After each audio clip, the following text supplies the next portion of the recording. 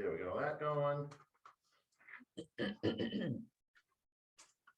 So next year is the 150th anniversary of First Presbyterian Church here in Newton. Really exciting event. And I'm so grateful that you are here to share some of your stories and some of your experiences of being in this church for a long time, because part of this 150th is remembering our history and all of the incredible things that have gone on and incredible community that we've built over the years. So to get started, for people that might not know you, Sue, would you be willing to start and tell us who you are and tell us how long you've been in this church? I'm Sue Ice, and I joined the church in 1961 when we came back here after my husband had finished law school. And we had been married, we had gotten married while he was in the Navy, serving out his required 3 years after going through KU in the NROTC program. And Nancy was 6 months old, and Laura was almost 3. And that was when I joined in 1961 when we came back. Wow, I wasn't even born then. That's amazing. Thank you, Sue. Paul, would you introduce yourself and tell us when you joined the church? Yeah, I'm Paul DuBois, and I joined the church. Well, it would have been in the 50s when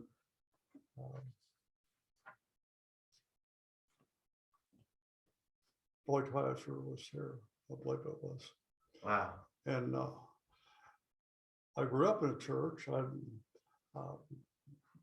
was born in a church family, so it just, as soon as I could go to Cradle Row or whatever we called it then, from there on, I've been with this church.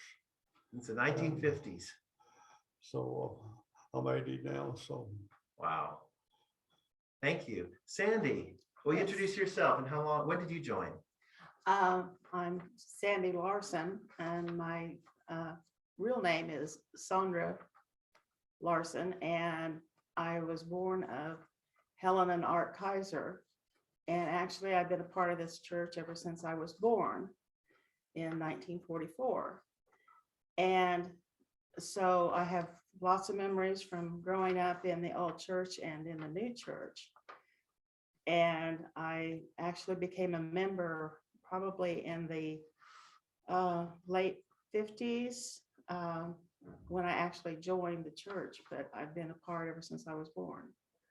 Okay, so your family was members already before. Yes. So how about we talk about how many generations of your family have been part of this church? Would you care to share? Yes, we have 4 generations. My mom and my dad, and I also have an older brother who's deceased. And then it would be myself, and then my daughter and my son, and then my daughter's 2 children are members. 4 generations. 4 generations. Paul, you said that you were in Cradle Row. So does that mean that there was a generation before you that's been a member of this church? Yeah, my grandparents, John and Anna Prather, and then my folks, and then my generation, our brothers. We have 4 brothers, and then the ones that was our kids. So your kids, and then is there any more generations? So not that joined the church. So 4, is that right? Uh-huh. And there's even more generations of your children and grandchildren out here too, that I remember growing up with or being here with. Yeah. Sue, how about for you? Well, 4 generations, if you count our 3 children. Ted's parents, Mildred and Fred Ice, and and then Ted and I, and then our 3 children. And I'm not sure, possibly 4. I think that Ted's grandfather, Ezra Bernine, left the Methodist Church, and I'm not sure whether he joined the Presbyterian Church. Wow. So there are at least three. Wow. Did any of you attend the old church, the first church building? I visited there when Ted and I were dating, and I think it was the weekend that we got engaged, and I was in Newton and visited in the old church, and that was lovely Yeah. church. Did you say you attended the old church? Well, yeah, I grew up in it actually used to be two buildings put together. And the part had the cradle row and the classes was part was moved in. And yeah, that was, I think I was in the last class for being a member. Okay, where was Cradle Row in the church? It was clear to the east. Front or back? Yeah, clear in the east end of the add-on, yeah. Oh, wow. Wow. How about you? My earliest memory, of course, I'm with Paul. I grew up was in the cradle roll room, is Wow. what it was called. Was actually in one of the turret sections, which was a rounded area on the southeast corner of the main building.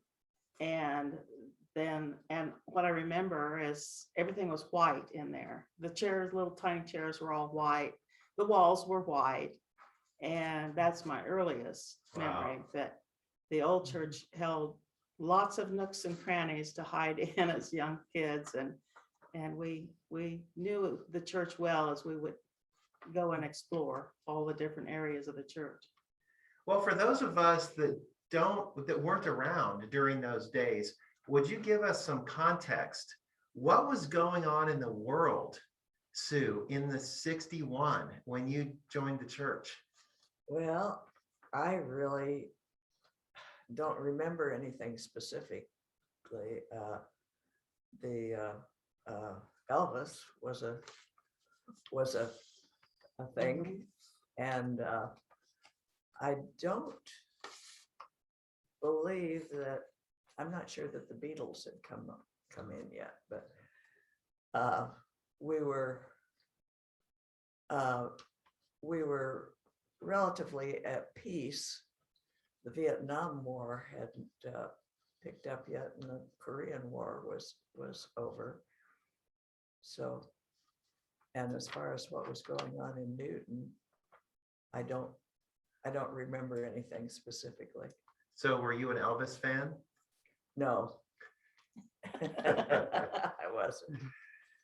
I saw the first show that he was on, the Ed Sullivan Show. Wow. Paul or Sondra, do you have any memories about what was going on in the world back then? Well, we didn't get to watch it on color TV back then. And if we had a TV, it was black and white. And so you just had to go back by the years and we lived through it. Yeah. How many channels on the TV? Started out with one, but had Oklahoma City, Wow. and then just gradually worked up from that. It wasn't like the TV we have now. Yeah. It was, we'd get a glimpse of the picture once in a while, and a bunch of snow. Yeah. Yeah. What do you remember about what was going on in the world? Well, when I was born, it was the World War II was still going on. And I cheated and I went online and looked to see what else was happening. And it noted that Franklin Delano Roosevelt was elected to a record of 4 years, fourth year as president. And then when I joined the church, and I think that was 1956, thereabouts. And of course, like Sue was saying, Elvis had his first appearance and his first TV appearance. And then in the 60s, of course, the Vietnam War, 62, the Vietnam War started. So a lot of different things going on from year to year. Wow. Well, those are some of your memories of what was going on outside of church. I'm curious, what are some of your earliest or best memories about what happened in the church in your life? Floyd Kaiser was the pastor then when I joined. And I remember being so impressed, and I still am impressed with the fact that during the time that he was here, there were, I believe, 5 young men who went into the seminary and went to seminary and became pastors. And one was Sandy's brother, and Don Schroeder, and Monty Fay, and Bill Hickerson, and who else, Sandy? That was it during that time. Okay, yeah. Anyway, I always thought that was really amazing. And then the next pastor after Floyd was that Louis Dale? No, there No, were there a was couple another. others in between there. Yeah. So Hmm. anyway, that, and the congregation was a lot larger. I still have a picture of the 75th anniversary, I believe it was. And they took a picture of the whole congregation. The church was just packed with men. There were that many members. Yeah. Any other memories from the church? Some of your most special memories? Oh, there was a lot more people and a lot more of my neighbors, and I was going through the list this morning a little bit, and my goodness, there's hardly any of those names in our church anymore. And I knew about every one of them, and I missed that. I think, who's Mhm. left? Yes. And some of them will move away, some of them will die, some of them will just quit going, and some of them will go to another congregation.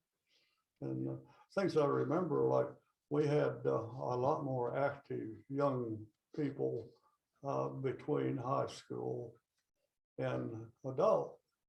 Because it was kind of set up for when you graduate high school, then you go to class with your parents. Well, that just didn't really seem right.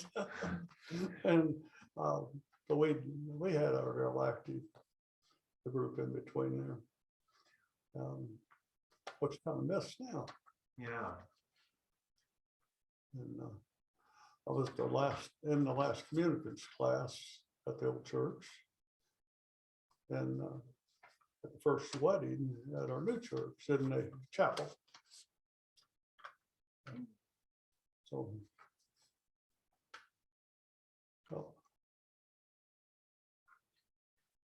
Sondra, do you have any special memories from the church growing up? Too many to recount, being this old.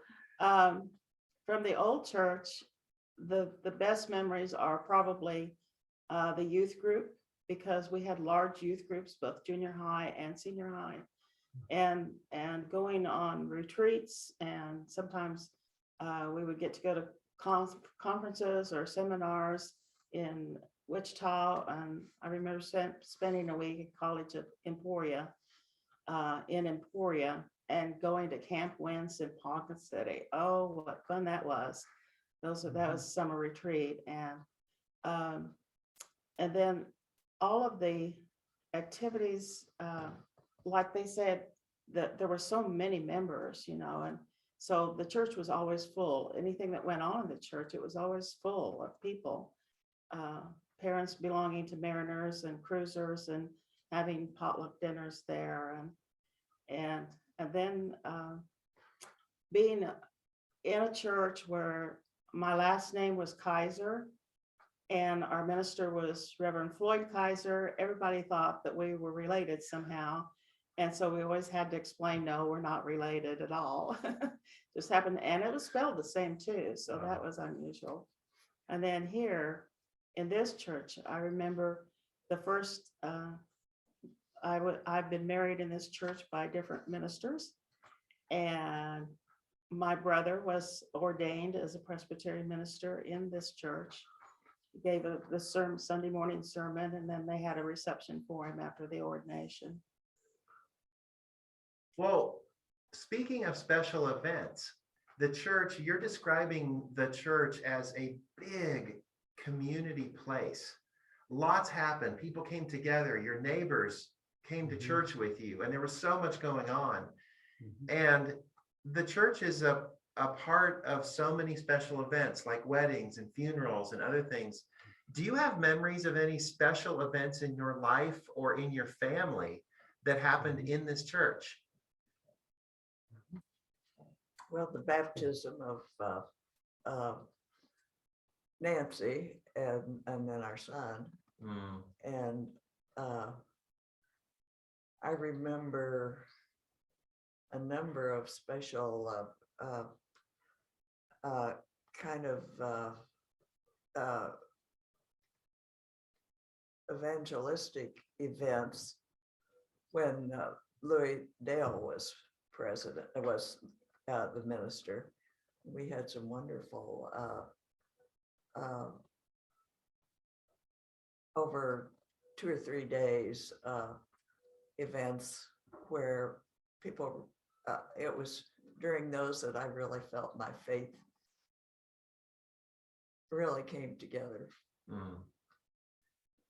Any other special events in your family? You were starting to say something. I was married twice in this church, once in the chapel and once, this they call it renewal of vows. Yeah. And we've had several marriages there that are both my daughters, and we've had a lot of celebrations here in the family, and then other events that we went to. I mentioned this young folks group. We did a lot of things, camps and such. We went to Joyland. Joyland. Remember that? I do. Yeah, Yeah. but that's good.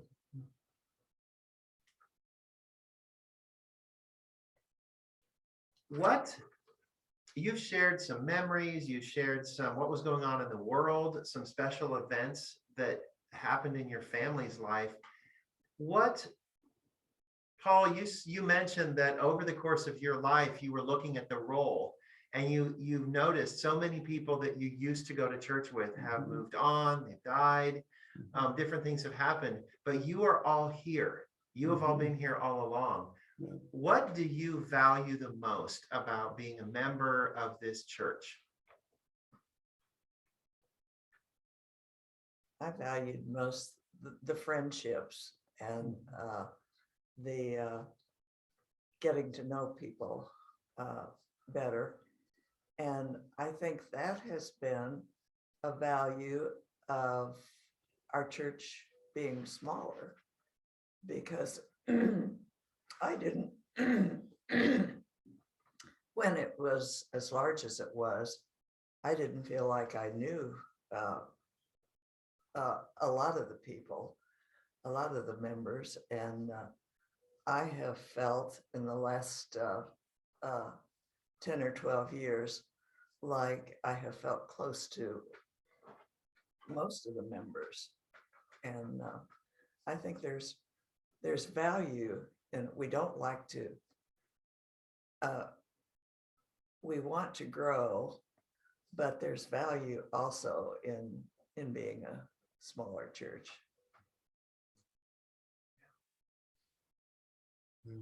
I enjoyed it being big because we had so many friends, and now we're down to if you're friend with everybody in church, that's, no, that's, the world changes, so the way we react changes.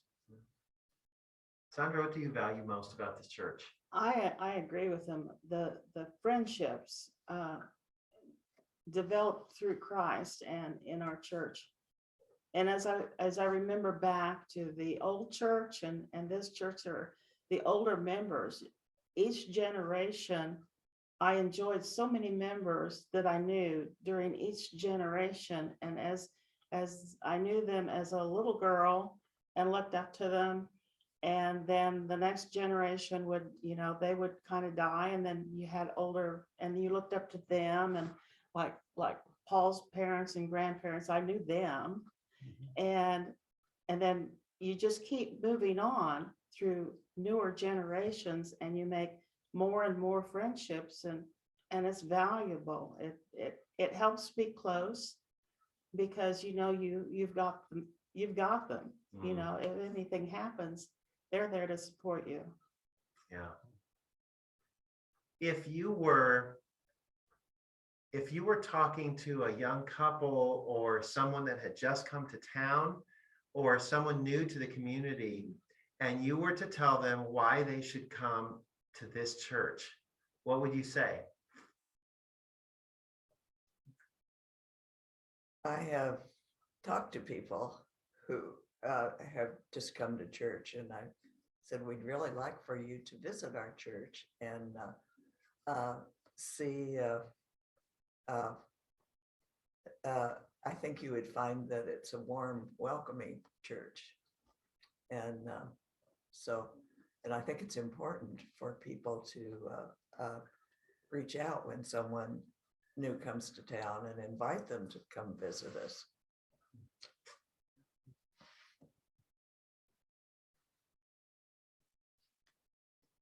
I think that is the warmth of the church. I've heard both ways, in the old church and in this church. There were times when maybe some individual would say, well, they didn't feel comfortable, but most often people have said that we have a warm church, and that's good to hear. I know I felt welcomed. I remember being invited to the Jayhawk alumni group, and then found out several members of that group were in this church. Wonderful. Is there, you knew you were going to come today and get to talk about this, and we've talked about a few things. Is there anything that was on your heart or on your mind that you really wanted to share that we haven't talked about? Well, I think the Presbyterian denomination has been very meaningful to me. I grew up in a Baptist church, American Baptist, but I have just always felt more at home in the Presbyterian denomination. I think there are, it's, I think, more open to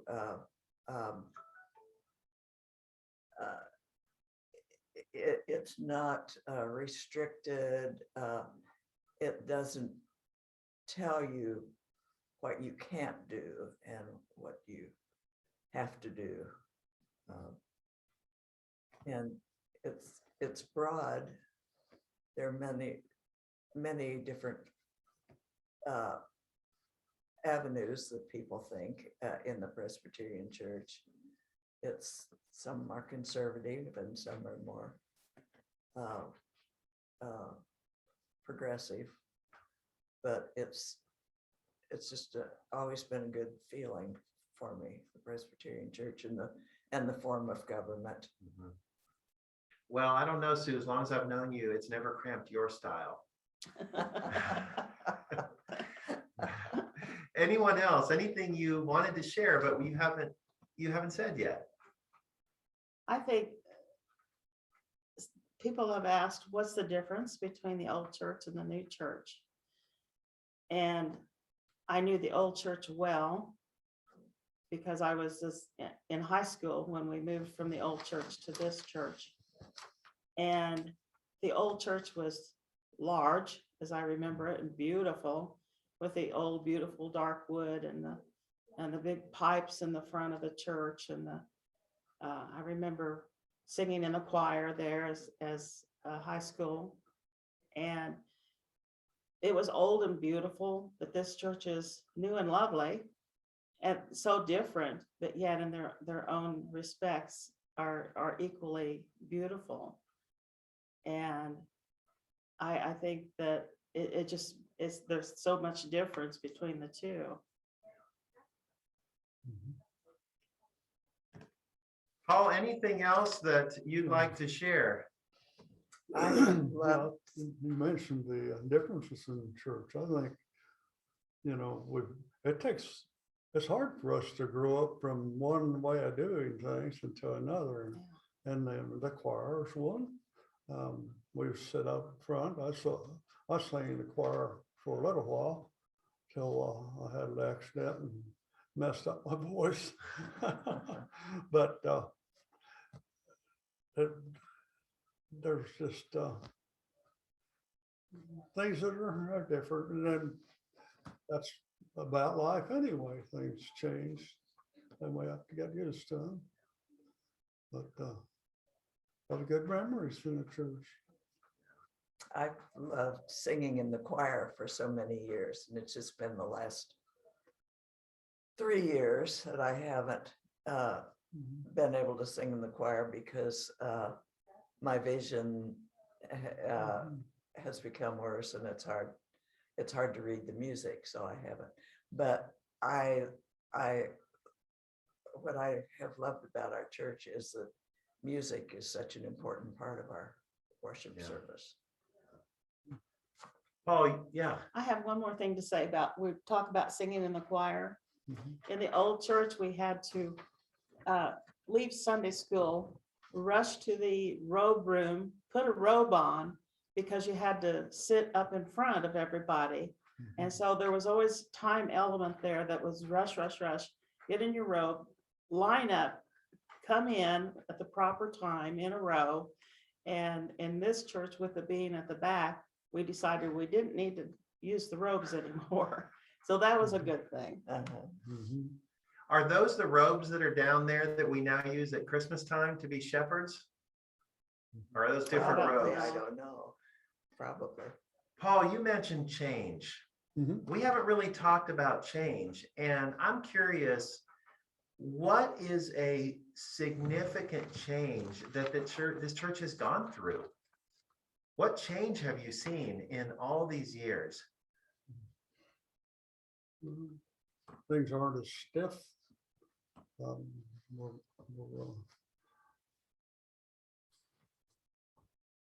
we can say things, do things that we couldn't before.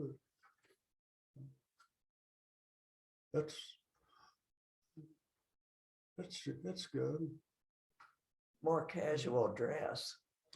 I remember when, I mean, it hasn't been that long at all, that men always wore coats and ties, and then back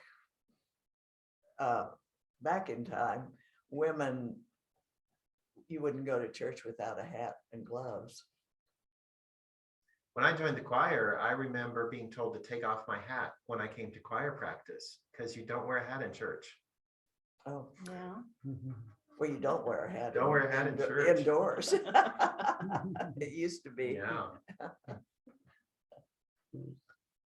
I think the worship service has changed dramatically from when I was little to now. Of course, it was always longer.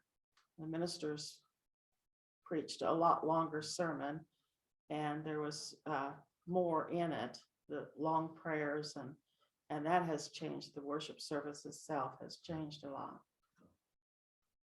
Well, for those that might be watching this video in 5 years or 10 years or 50 years from now, we're just coming out of COVID, a pretty significant event in the life of this church where for the last 18 months to 2 years, we've not been able to gather in the same way that we gathered. And now we're starting to come back together. We're meeting in person. Anything significant that you've learned about our church or experienced as we've weathered this storm together? To be bold and take steps forward when we agree that it's time to step forward and to be bold about it, but still be safe, but just to move forward and not let it overtake us.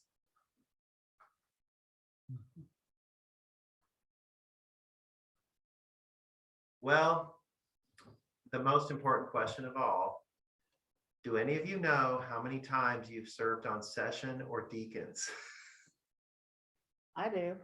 You do? How many? I've been an elder, served on session twice and served on deacons once. Yeah, wow. Anyone else? I think I served on deacons once, and I think on session three different terms. Wow. Paul, do you recall your session and deacons service? Yeah, I've served on deacons once in the session a couple of times, I think. That's a good experience. You get to feel how things operate and don't operate.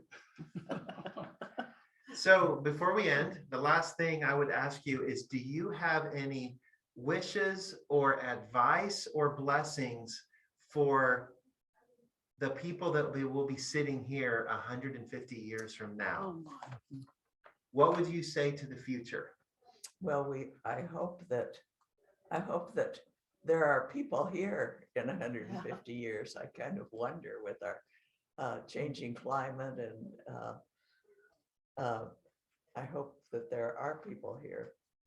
So it's hard to imagine what it will be like, but I hope it goes on, and I hope the church is still here. Any wishes or advice for the future? I hope that people keep it strong, that they keep the friendships going, and that they are blessed by the Almighty God to keep this church formed and going strong in any sizable capacity. As you know, where there are two or more gathered together, you know, it's important. We have to keep the faith.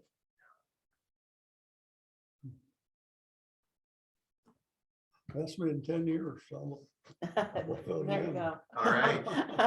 Well, thank you for being here. Thank you for all that you've been to this church over the years, and for sharing your story so that we can learn from it, and so that future generations can hear and hear some of the history. Thank you. Thank you. Thanks, Nate.